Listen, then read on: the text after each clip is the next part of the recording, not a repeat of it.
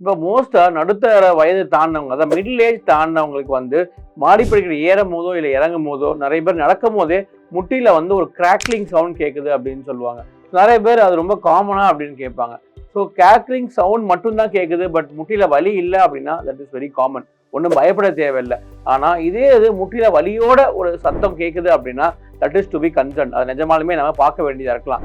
அப்படின்னா ஒரு சில பேருக்கு முட்டி தேய்மானம், அதாவது ஆர்த்ரைட்டிஸ்னால வர ஒரு வலியோ இல்லாட்டி வர அந்த ஒரு சத்தமாக இருக்கலாம். ஸோ அப்படின்ற பட்சத்தில் ஒருவேளை நீங்கள் ஏர்லி ஸ்டேஜஸில் இருந்தீங்க அப்படின்னா உங்களுக்கு பெருசாக ஒரு ட்ரீட்மெண்ட் இல்லாமலே சின்ன சின்ன எக்ஸசைசஸ் மூலமாகவே அதை உங்களால் குணப்படுத்த முடியும். ஸோ அதனால அந்த சவுண்டை நீங்கள் இக்னோர் பண்ணாமல் நீங்களே செல்ஃப் மெடிக்கேஷன்ஸ் எடுத்துக்காமல் ஒரு ஆர்த்தோ மருத்துவரை பார்த்தீங்க அப்படின்னா அவர் உங்களுக்கு ஒரு கைடன்ஸ் கொடுப்பாரு. தேங்க்யூ.